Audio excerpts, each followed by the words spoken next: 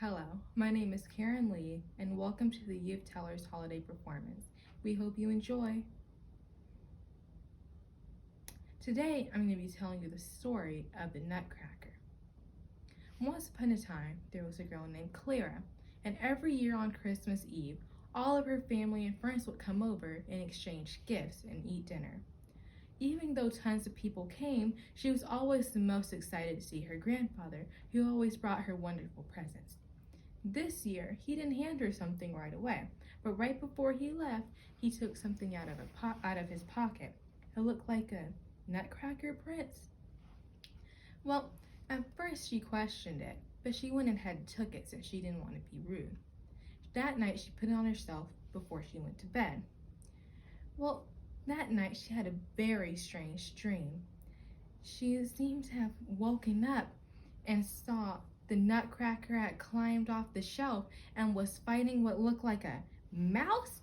The mouse was scratching, and you could hear it screeching, and you could see the Nutcracker drawing his sword and waving it at the mouse. Now, before Clara saw the Nutcracker getting ready to be defeated, she took off her slipper and threw it at the mouse, knocking it to the ground dead. Well, she put the Nutcracker back on the shelf and went back to bed, trying to pretend like nothing happened. Well, next day she woke up, remembering the strange dream that she had, but the Nutcracker wasn't there on her shelf. Then she heard a knock on the door. She went to go get it, and it was a Nutcracker Prince, but he was alive. Well, the Nutcracker took her hand and said, "Would you like to come on an adventure with me?" Well, she was sure her mother wouldn't mind as long as she was back by dinner, so she said yes and excitedly climbed into the sleigh. They went to all sorts of places in a whole new world. They went to go see the land of flowers, where the people jumped and danced for them. And then they went to the snowflakes, and they all fell down from the sky and spun around beautifully. But soon it was time to go home. That day, when they got back home, instead of the Nutcracker leaving her at the door, he said, "Would you like to come back to my land?" Of course she said yes, seeing how beautiful the other worlds were, and they went back there, and she had such an amazing time. Well, after that, she decided I might as well just stay. And after that, she became the princess of Toyland, along with the Nutcracker where he was from, and they lived happily ever after. Hi, I'm Olivia McGrew. I'll be telling you the cabin fever. Every year, me and my family used to go to Toledo Bends in Louisiana. We used to go camping and fishing. We used to gather up and open presents. But this year has changed. When we were there, my mom could cook, but she couldn't cook better than them, okay? But the food there was amazing. We can't go to the cabin this year because of the fever. You see what I did there? Cabin fever. Bye.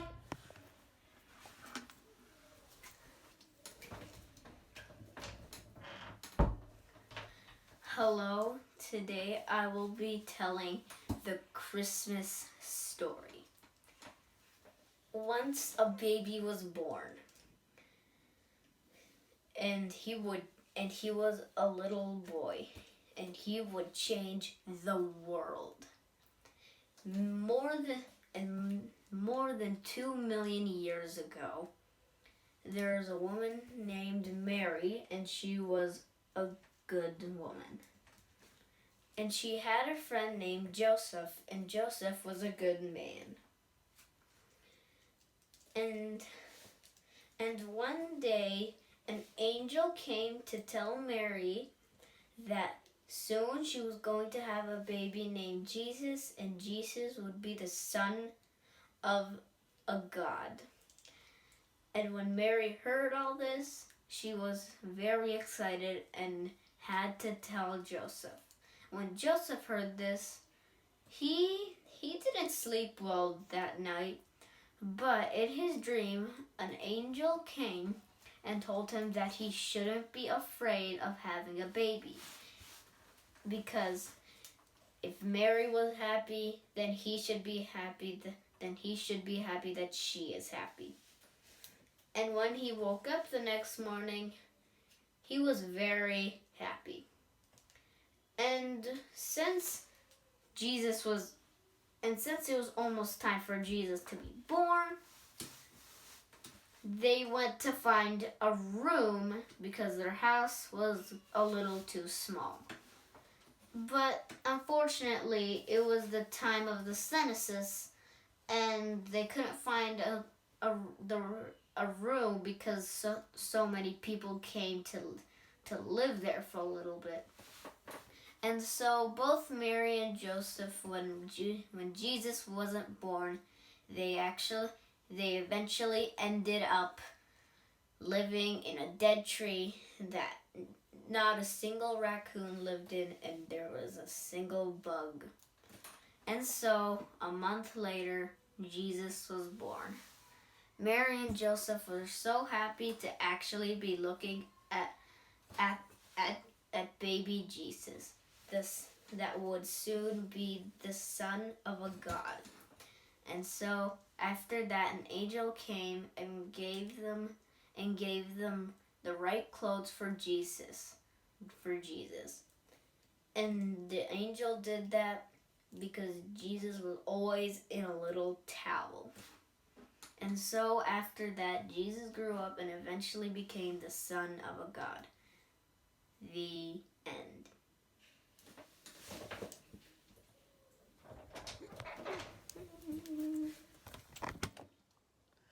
Once upon a time, somewhere, there was a forest.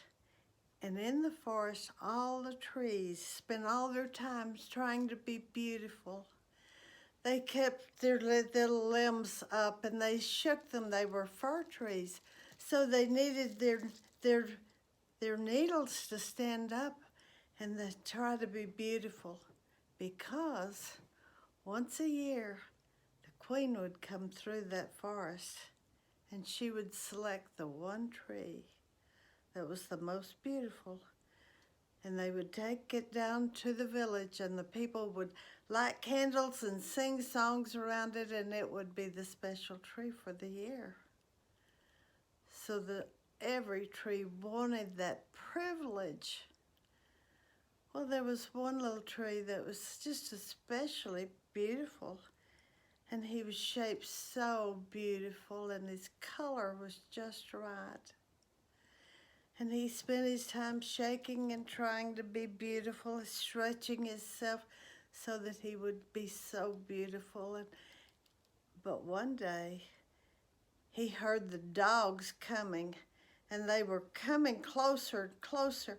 And he looked down, and there was this little rabbit running from those dogs, and that little rabbit was looking for a place to light. And every time he'd go near a tree, the tree would raise its branches and he couldn't hide. And that little rabbit was out of breath, and that little tree put one limb down over him so that he was hidden. And the dogs went right by. When the dogs were gone, he raised that branch and tried to shake it and make it, but it just couldn't get it quite straight again. But he thought, well, maybe that one little flaw, she won't notice that. So he spent his time shaking and keeping his needles up, and there came a snowstorm. It was such a bad snowstorm, but they just kept their selves shaken so the snow wouldn't fall on it and they would be free from snow and they would be beautiful. But here came this little bird, and the wind had blown the door where it couldn't get into the barn. It couldn't get into its nest, so it tried to land on one of these trees, and every time it would, they would just shake and hold their pine needles up high, and that little bird couldn't get a hold of the branch. But that little fir tree, he couldn't stand it. So when the bird came close to him, he just laid his pine needles down, and that little bird had a warm place to just snuggle down until the storm was over. When it was over, the little pine tree tried to shake its needles up, but they wouldn't all come up. And there was a feather in there, and he couldn't get the feather out of it, and it was all messed up.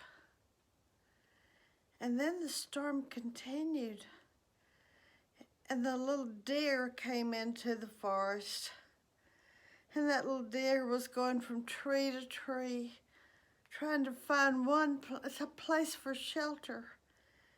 And that little pine tree, he just reached his branches out, and he just snuggled that little deer right in close to him.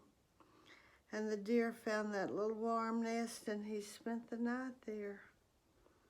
The next morning, when the sun came up, the tree tried to open its branches, but it couldn't get them all the way open. It looked at itself, and it just was a mess. He couldn't believe what a mess he was. And the little drop of tear, a little wax tear, started down his trunk. And wouldn't you know that that's when the queen decided to come into the forest? She came in, and she was looking with her practiced eye, and she looked all over the forest, and she saw that little tree, and she said, "Oh my goodness, get that little tree, cut him down. What is he doing in my forest? He just looks..."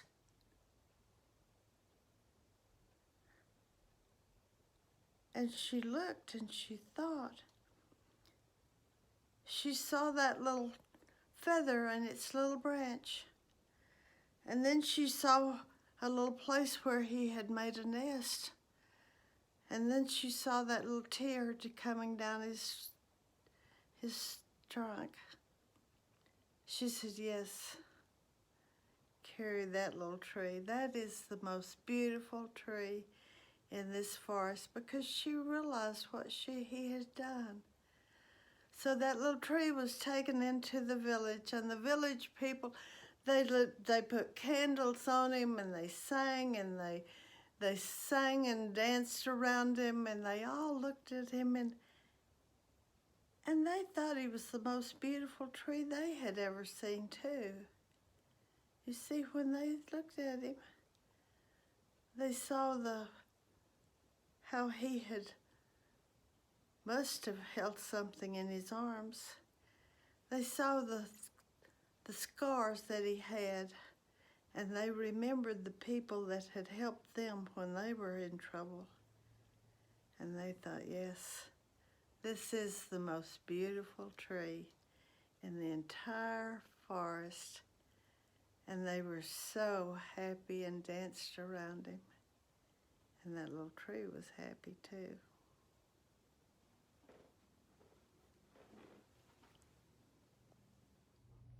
Hi, I'm Melissa McGrew, and I'll be telling the winter fall holiday. I love to go outside and play. I love playing soccer, and I love the winter. But there's too many leaves outside for me to kick the ball and see the ball where I go.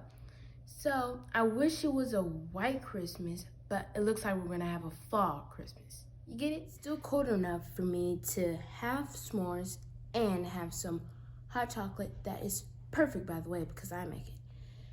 And even though I won't have a white Christmas, I'll still have leaves, and I'll still be able to go outside. Hi, I'm Sanaya McGrew. Today I'll be telling Holiday PJs, a story about a tween who didn't like to match her younger sisters. Mom used to dress me and my two younger sisters alike. We wore the same dresses, the same shoes, and I didn't like that. But once I got older, Mom started letting me wear my own thing. I mean, we wore the same colors, but I still had my own style, and that was cool with me. Mom started letting us wear holiday PJs, and they were matching. Now, at first, this didn't go over well with me, but then I saw a holiday picture and it was great. It screamed holiday and I love the holidays. So it was fine with me. Every year we wear matching PJs, but I still wear bigger earrings to let them know I'm the oldest. I wonder what this year's pattern will be. Thank you. Merry Christmas. Ready, set, go. Now. Hi, my name is Lauren Lockhart. I'll be telling you the story of Greedy Rich Man. Once upon a time, there was a greedy rich man who hired a great mathematician to find a way that he could gain the maximum benefit, the maximum profit in everything he did. So, the greedy rich man's biggest dream was to build a safe and to put all his riches and gold in it. So that's just what he did.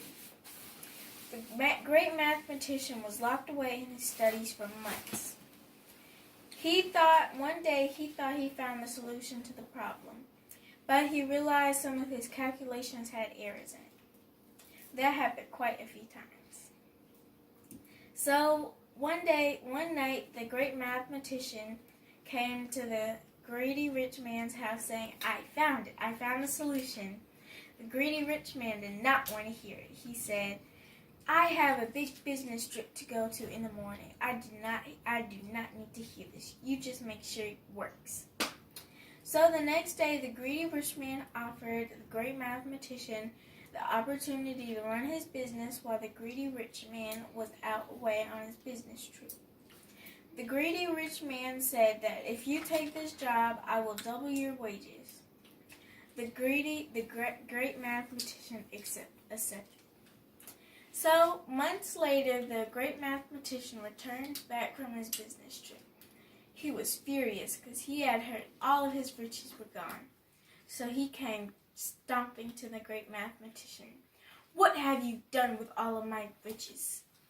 The great mathematician said, I have given them away to all people. The greedy rich man was furious when he heard that he'd given all away his riches. He said, what gave you the idea to give away all my riches? The great mathematician said, for months I analyzed how a greedy rich man like you could gain the maximum benefit from already having all the riches. So I analyzed that by giving away, evenly dividing your riches into other people, that you would gain the maximum benefit from other people. So the greedy rich man stormed out furiously. But some of his neighbors that he had donated to came from the streets running to him. Oh, thank you, greedy rich man. Thank you for your kind donation. Then they offered him hospitality. A couple of days after, everybody had offered the greedy rich man hospitality because he had all given them portions of his money. So he ran back to the great mathematician saying, thank you, great mathematician. Now I understand how your calculations were correct. And that is why you should always share.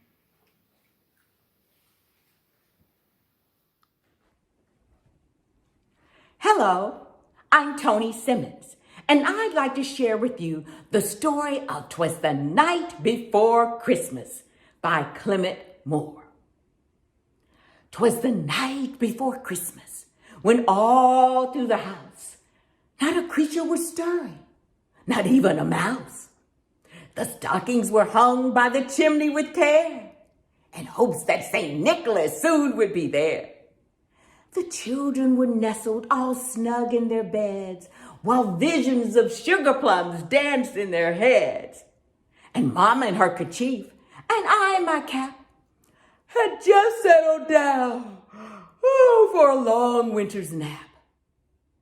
When out on the lawn, there rolled such a clatter. I sprang from the bed to see what was the matter.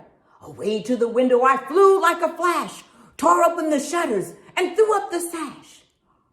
The moon on the breast of the new fallen snow gave the luster of midday to objects below. When what to my wondering I should appear but a miniature sleigh and 8 tiny reindeer. With a little old driver so lively and quick, I knew in a moment it must be Saint Nick. More rapid than eagles, his coursers they came, and he whistled and shouted and called them by name. No Dasher, no Dancer, no Prancer and Vixen, on Comet, on Cupid, on Donder and Blitzen, to the top of the porch, to the top of the wall. Now dash away, dash away, dash away all. As dry leaves that before the wild hurricane fly, when they meet with an obstacle, mount to the sky. So up to the housetop, the coursers they flew, with the sleigh full of toys, and St. Nicholas too. And then in a twinkling, I heard on the roof the prancing and pawing of each little hoof. As I drew in my head and was turning around, down the chimney, St. Nicholas came with a bound. Oh, he was dressed all in fur, from his head to his foot, and his clothes, they were all tarnished with ashes and soot. A bundle of toys he had flung on his back, and he looked like a peddler just opening his pack. His eyes, how they twinkled. His dimples, how merry. His cheeks were like roses, his nose like a cherry. His droll little mouth was drawn up like a bow, and the beard on his chin was as white as the snow. The stump of a pipe he held tight in his teeth, and the smoke, it encircled his head like a wreath. He had a broad face and a round little belly that shook when he laughed like a bowl full of jelly.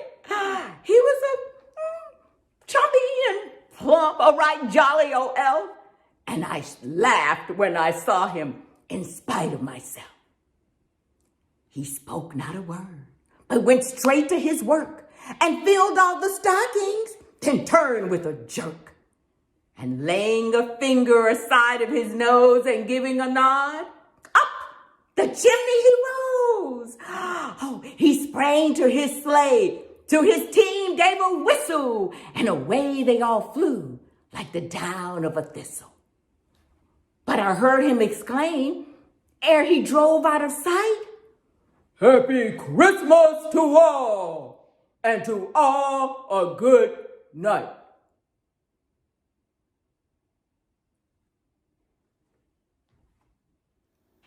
Hello, my name is Rebecca Garcia, and today I'll be telling you the story, The Gift of Magi. $1.27.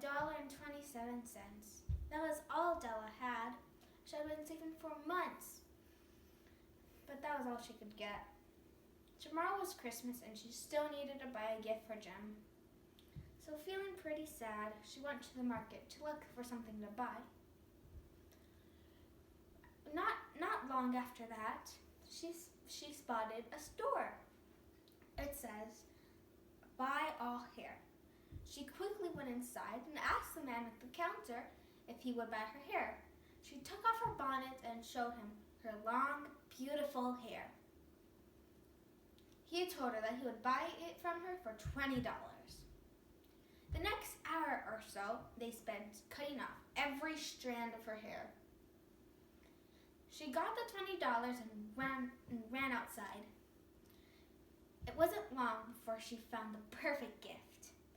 It was a chain, and she could imagine it on Jem's pocket watch. She bought it and put it in a box with a pretty bow. She raced home, and she looked herself in the mirror. She thought of what Jem would say, and she felt really bad. She stood at the doorway until Jem came home. When he came home, he looked shocked. She gave him the present, and he opened it. He just stared at it. She asked him what was wrong, and he explained to her that he had sold his pocket watch to buy her a set of brushes. She looked at the brushes, and they were so beautiful. They smiled at each other, and they learned a very important lesson that day. It's the thought that counts. We hope you enjoyed our stories. Have and Happy Christmas.